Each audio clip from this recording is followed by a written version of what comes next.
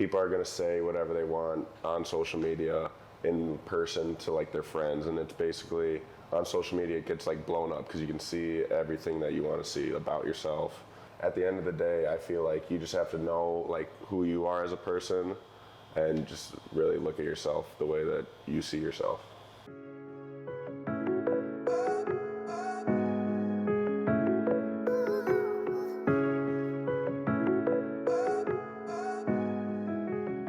Hey guys, my name is Liz Gregorski and this is Bettering Badgers with UNCUT Madison. Today I have 3 special guests from the basketball team, and you guys can take it away. I'm Tyler Wahl. I'm Carter Gilmore. I'm Carter Higginbottom. So coming into college, what was like the first thing you noticed that was different from the college game versus high school game? It's everyone, when you get to this level, they're strong, they're fast, everyone's done something in high school to get to the spot where they're at, so it's kind of the little things that kind of you have to put work into to separate yourself, like the mental aspect, where I know we work with Chad. He's mindfulness, and we've done some stuff with him in the past, and I think that can really help us as a team and just as individuals. In high school, like big games are huge games. Those are like crazy for you. And then huge games here is like times 1,000 almost. Mm-hmm. How do you handle that? Like from a mindfulness standpoint, or like how do you keep yourself from getting jittery and like thinking about everything else except the game? That's a good question. For me, I would say a lot of the times, like before the game is when you get kind of jittery, but then like go through some mindfulness stuff, and then this could be different for you guys, but as soon as I feel like I step out on the court, like it all like kind of just goes away, and so I don't really like recognize like how packed it is. You do like warming up and everything, but once I step foot inside the lines, it's kind of just a blur.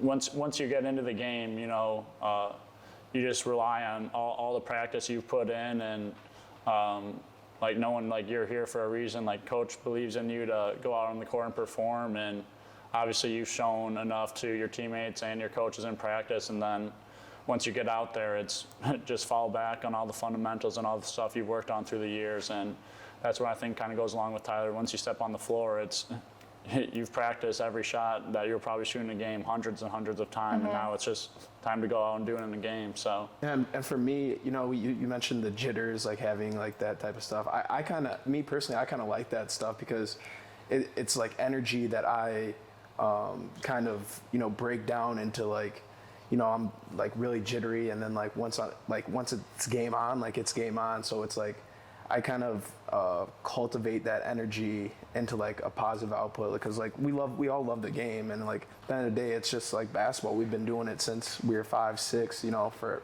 as long as we can remember.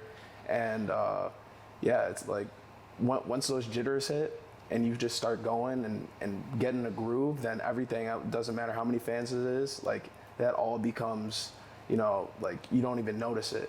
And it's just like the game, and like you feel like that little kid like just falling in love with the game again. And yeah. That's cool. Is there like for me, I like to get like really excited before a match, but some people don't. Like they really like to be zen. So I can tell you probably like to get hyped up before a game to get in like your zone. But are you guys the same way? Do you like to? I'm more of a goofball. Like I don't really like get locked in like before the game. Like I just like to be joking around, like stay loose and stuff. I don't really like to be uptight and like lock in. Otherwise, I feel like I'll start like overthinking it. So I kind of will just be messing around and joking around before the game. Like No, that's so valid. probably bad for my teammates because I'll always be like jabbing at them, trying to crack a joke or stuff. But that's just for me. What works best for me is just stay loose and go out there and play loose, and that's where I think I'm at my best. Yeah, that probably helps your teammates too, honestly. I'm the opposite. I feel like I like sit there and like put my headphones on and like lock into the game before it even starts. Yeah, no, exactly. Like I think it's really cool, like how we're all so different, and you know, there's different ways that people get focused.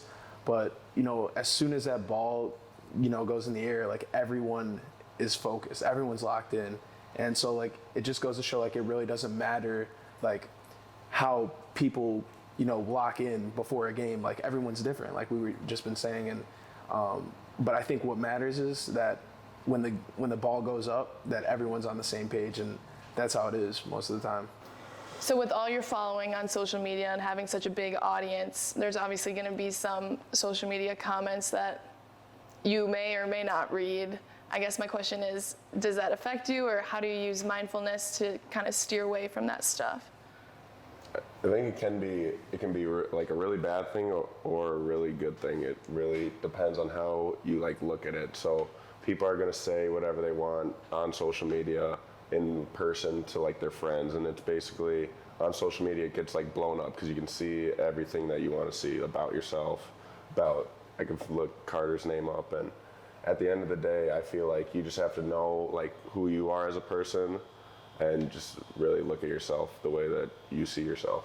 Yeah, no, that's good too, because like you have a jersey on for only a little bit of your life, and it goes like way too far with social media sometimes, and it's kind of crazy how people forget that you're a 19, 20, 21-year-old guy who's playing basketball and you're really good at it, but some people have more to say. But I like your point about just being comfortable with who you are as a person, not a basketball player. And I think like one of the coolest things is us three are probably like three of our best friends, and when we all meet other of like our friends from high school and stuff, like normally one of their first comments are, "Damn, I would never have think you're on the basketball team." Like once they get to know us, because we're all just goofballs, we all do stuff exactly like what they would do and stuff, but they see us on TV and act like we're too cool to do something. That's kind of something like I like with all my friends that I've like had in high school and stuff, is they don't really look at me as a basketball player on the Badgers. Like they just look at me as one of their friends, and that's how I like to live too. I don't like to be looked at as like better than them. Like I'm just one of them, and I treat them like that, and they treat me like that. And that's He's helped just me. Gilly. Just Gilly. He's just Gilly. During a practice, does your coach ever like get angry because you guys aren't being mindful, or you're not like really focusing on the reps or taking it seriously enough? Is that like a conversation that happens in the gym? Yeah, definitely. Like, and you know, being a student athlete, you have so many other things going on than just like the sport, you know, that you're participating in. Like you have school, homework, all the tests, exams, whatever it may be. And so you have that on top of the stresses and pressures of the sport. And then you have, you know, your school, your academics, and then you have like the social life too. So it's like really easy, like in practice, you know, kind of to worry about something that's not in the present, that's not immediately affecting you. Like, so you may have an exam coming up and you're just feeling like, oh, well, I haven't like studied for it. Like, I'm not going to be prepared. Like, I'm not going to do well. So in that way, you know, coach like always like gets us together. Like he can see it on our faces and stuff, and just tells us to be in the present and just be mindful of where we're at and like go hard at every rep. Yeah. Is it hard for you to keep that stuff out of the gym, or because for me, I like to like escape it in the gym. Like it's really easy for me to just let it go. Yeah, I mean, I think definitely nowadays, like in college, it's a lot more pressure on you than high school or any time before. Before you had your parents to help take care of all the stuff like outside of basketball and stuff. So now you always got to be checking your emails, checking your classes and stuff. But I would say like when you get to the basketball, it helps put your phone down and get away from that. And for me, I like playing basketball to just be around some of my best friends that are on the team, and to go there and just have fun with it while I'm there, because like I said, these are two of my best friends I've like met, and I got to go play basketball with them, which is obviously something I love. So it definitely helps me like decompress and just get away from all the other factors that are going outside of the sport. No, I would say, like Gilly says, I'd say it's kind of a gift to be able to go and work out with your friends every day, play a sport that you love, and it can be hard to kind of filter out all the other stuff that's going on. It could be school, it could be your relationships, but that's kind of something that we've learned to deal with Chad. And mindfulness is like just you're here, live in the present moment, and play some basketball with your buddies. Well done. Okay, I think it's time for the whiteboard game. Let's go. Tell me something specific Tyler does to get his mind right before a game. See, now this is hard because last year it was this one thing, but I was talking to him about it already, and he said it's not going to be the same thing. So, Trick question. Yeah, trick question. but I'm gonna say what you did last year. That was your go-to. Okay, well, I feel like there's a few things that I don't know. could I'm be. missing. I'm talking about right when you leave the apartment, what you would do. Are you in the loop? Do you not know? No, I'm missing. Just I'm give not it your picking up best the shot. cues. Oh, I gotta write that bigger.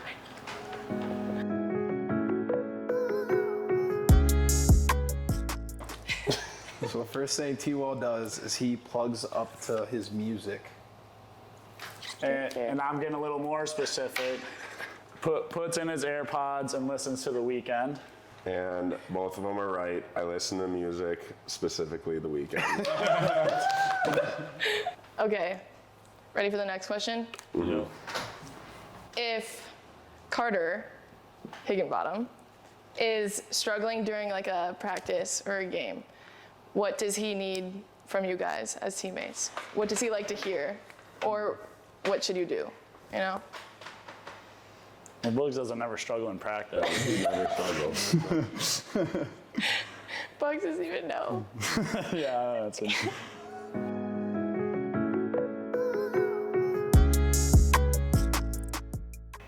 Okay.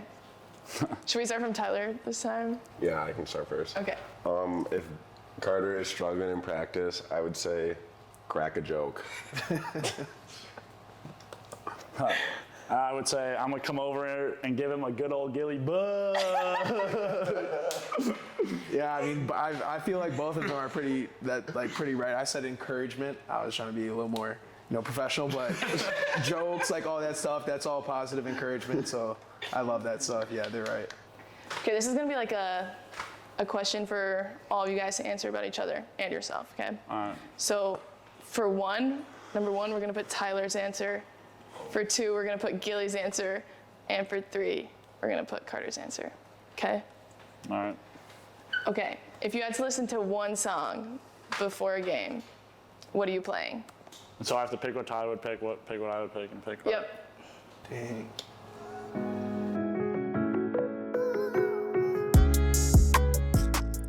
Okay, who should we show first? And Gilly. Gilly. Gilly, show Gilly. All right, so mine for Tyler was he's gonna play like Way Too Sexy or anything like Drake's new CLB. And then mine would probably be like Lil Favorite, just because we listened to that a lot last year with like Trev and stuff. And then Bugs, what does Drake say? Laugh now, cry later, Bugs. Laugh now, cry later. Okay, I'll go. So I did any of the NBA YoungBoy songs. He's been listening to that a lot recently. And then for Gilly, I did anything from the Disney movie soundtrack. So like, he's a big Disney loving guy, so he loves like the Cars soundtracks and all that. And then mine was Laugh Now, Cry Later, Gilly. Laugh now, cry later. guys are so Mine for Carter was Laugh Now, Cry Later. For Gilly, it was the Heat Waves, but the remix version. Really likes that one. And mine was Started from the Bottom. Okay, if Gilly had to play one movie to sit down and relax to, what is he playing?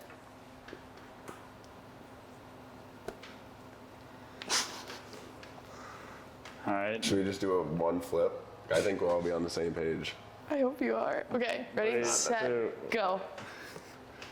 Cars. Good job. 1, 2, and 3. Every single one. Okay, last question. If you could tap into the mindset or like the brain of any professional, college athlete or coach, anyone really in the sports realm, who would you want to tap into? Like what brain would you want to be in? Okay, let's start with Carter and explain why too. Okay. So mine is Kobe Bryant, just because not only because he's like one of the greatest basketball players of all time, but he's also known for his mentality and his mental toughness. And I just think it would be really cool just to be in the heat of a game or like be in the game where he scored 81 points, like just to be like in that zone, like doesn't even flinch, like. So I just think it'd be really cool to just be like that. That's a good answer.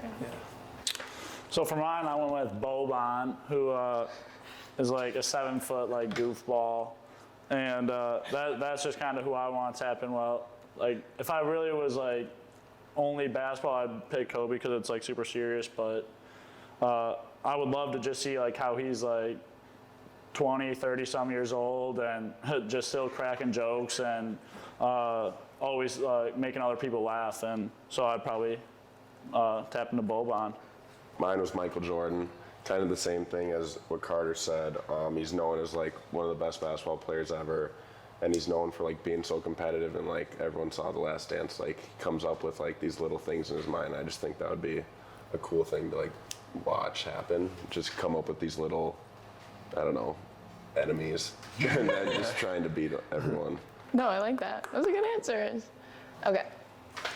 Do you guys have any final words about mindfulness and what you want people to know?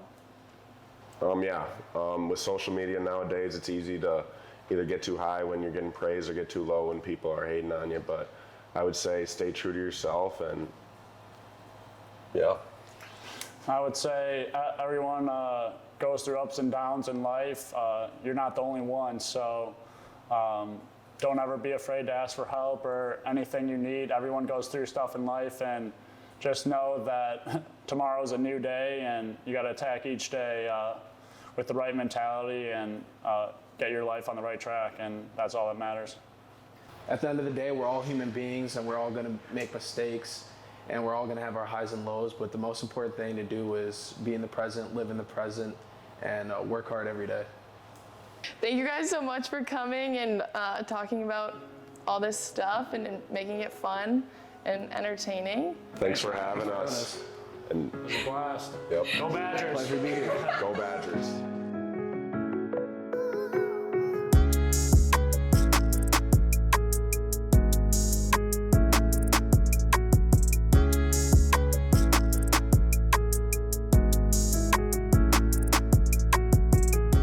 Cut.